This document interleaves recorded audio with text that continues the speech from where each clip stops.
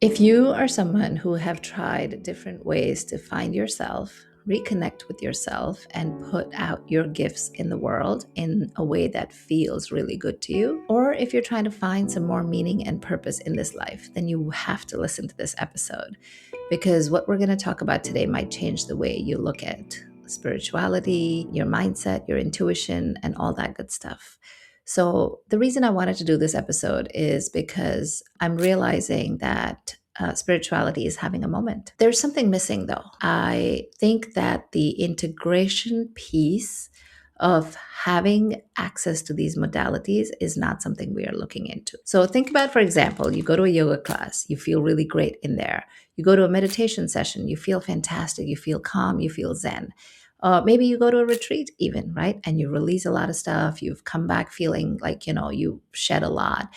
And then you come into your regular life and Monday happens and you go about your day to day. And before you know it, you are back in that cycle of chaos and stress and frustration and anger and looking forward to the next time you can then be at that retreat or that yoga class or that meditation class or the breathwork session. Why is that happening? Is it important that we have to be able to get out of our life and go into this modality that promises us healing to feel better? Does that mean I have to quit my day-to-day job? I have to quit time with my family, give up time with my family to then feel better? And how practical is that for most of us, right? We can't do that. We have commitments on a day-to-day basis that we cannot let go of. So how do we then find that zen that we feel in these modalities and bring it into our lives? I often use the analogy of fitness because that is a world that I have also known very closely and studied very deeply. Health and fitness are one of those areas where for years and years and years, we were told that every year almost there were like 2 to 3 new diets that came out, new workout classes that came out. And we were promised that when we did those, that would be the way out. That would be the way that we finally got healthy and fit and got really better at taking care of our bodies. But so many people struggle, right? So many of us struggle with our bodies. And it's not because we don't know what to do, it's because we live in a world that focuses on making us feel bad about ourselves and sells us products and services that then will supposedly fill that void, right? And we know this intellectually, we know this, but emotionally, we get pulled into these modalities because we are so desperately looking to find a way out. And now I'm starting to see the same pattern happen in this spiritual movement, right? It is a movement right now because everyone I know is talking about it. And even though I'm in this world, I know that there is more conversation about this inner world of ours. And again, I'm seeing all these modalities advertising out there saying, if you do breath work, you will find the answer to your life. If you go do sound healing, you will find the answer to your life. If you meditate, you will find the answer to your life. If you go to my retreat, you will find the answer to your life. But the truth is, these are momentary escapes from your life.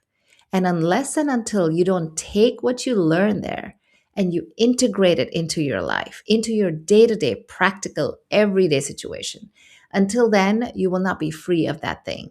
And coming back to home and, on the next Monday, getting stuck in that rut again of the chaos and the stress and the chasing after whatever you are chasing after, running around, you're not going to be able to change anything, right? You're going to keep looking for that next time that you can escape again. So, again, my work is all about going deep. And so, for me, fitness and health came down to 5 simple things, right? It was, how are you eating? Are you eating clean or not? Do you understand what happens to the body when you eat a certain way versus a different way, right? Secondly, it was movement. What kind of movement is necessary for our body? And then what kind of movement makes you happy? Finding a connection there. Thirdly, it was about stress, right? Stress is killing us, literally. 90% of all illness is now connected to some sort of stress because it causes inflammation in the body. It doesn't let us heal, and then we get sick. So, learning to manage your stress is the third thing. Number four is sleep. We're not sleeping enough. So many people I speak to are like, I don't sleep through the night. I can't remember the last time I slept through the night. I have a client who just left her corporate job, I think about a year ago. And she says the best thing that has happened is that she now sleeps through the night. So corporate life isn't helping our stress. But that's a conversation for a different day. And lastly, it is our mindset, right? What is our mindset around our body and our health and our physique? And that determines a lot of what we do or don't do about our health. When we work on these 5 foundational things, any diet you do, any modality you do will not be able to say, oh no, that's not right, right? Because these are the 5 foundational truths of taking care of our health. And every system will almost agree with you that yes, you have to eat clean. Yes, you have to sleep better. Yes, you have to move your body. Yes, you have to manage your stress. And yes, you have to work on your mindset, right?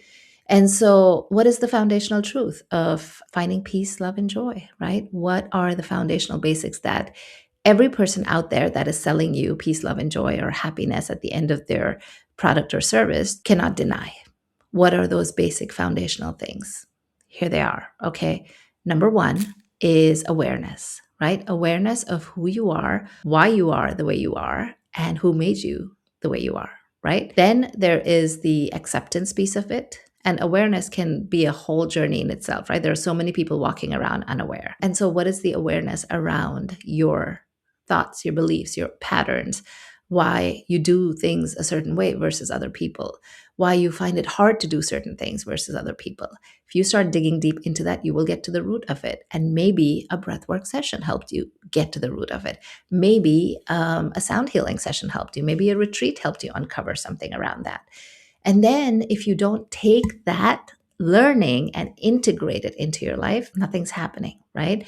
So the modality is not the cure. The modality is the path or the tool to get you on the right path, right? So awareness will give you clarity, right? Once you have clarity, you can take some action, right? This is where I teach my clients my peel, feel, heal method. Because if we don't peel the layers of our old conditioning, feel the emotions that come up, and then deal with them so that we can heal, we're not making movement, right? And then as we start to do that, we will have more acceptance first of ourselves, right?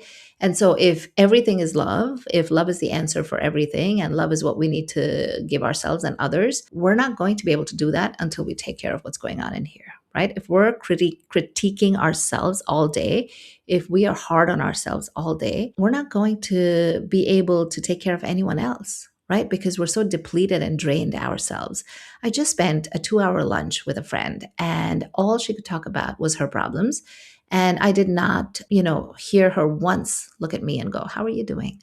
Right. And I'm like, it used to bug me a lot in the past, but now I see it, right? I see that she's so depleted and so drained that she doesn't have the capacity to ask me how I am, right? Because her opportunity to vent to me is so much more cathartic to her. And that's what she needs right now.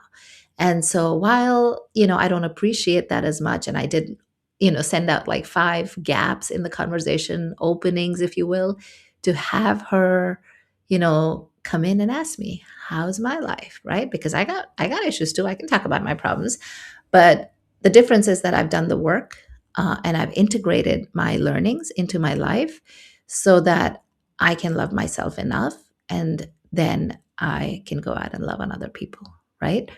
And this is what we're all meant to do with spirituality. Spirituality was never supposed to be a business idea. It was supposed to be a path for us to find ourselves and to heal ourselves and to understand ourselves, and then to share what we learn, because that learning brings out our natural gifts. And then we were supposed to share those gifts with the world, right? And the world needs that. And that is the path that we are all, the goal that we're all looking for, right? Our purpose, our passion. So awareness, clarity, and then courage, right? Courage is a big one. Having the courage to make that shift in your day-to-day life. So for me, being a people pleaser, I could read all about being a people pleaser. I could understand all the tools. I could, listen to people's experiences of how they made the shift. But until and unless I didn't make the change within my own life, I did not get rid of it, right? And even now, it's such a hard conditioning that my default is to say yes and jump in and give, right? Before I can say, wait, I got to pause. I have to think about my boundaries, and I can only give from a place of fullness, which are, those are some of my rules right now for myself. but it wouldn't have happened until I gave myself that time. So awareness, clarity, courage, right? Now, the fourth thing that happens as a result of the first three is alignment. You naturally start to shed all the old beliefs that have been holding you back, and you start to become more aligned. As you become more aligned, number five happens organically too. You start to attract whatever it is that you have ever dreamed about. It comes to you organically, naturally. You even start to then attract things that you never thought you would do or you would have. And my life for the past 5 years has been a living example of that. I never thought I would be an author. My intuition, my clarity, my courage led me to writing the book. I never thought I would have a podcast. Here I am having the podcast, and with 24,000 downloads, we're still going strong. I would never have become a speaker. That's not something that was on my horizon, but it was something that kept coming up for me organically. And so I followed it. I had the courage to go do it, and I'm learning every day from that experience. And then, things like organizing, pool floating sound healing sessions or running meditation sessions in my town. None of these are something that, if you asked me 5 years ago, they weren't even on my horizon, right? I'm about to run my first retreat, and that is magical. And I can't wait to see what unfolds.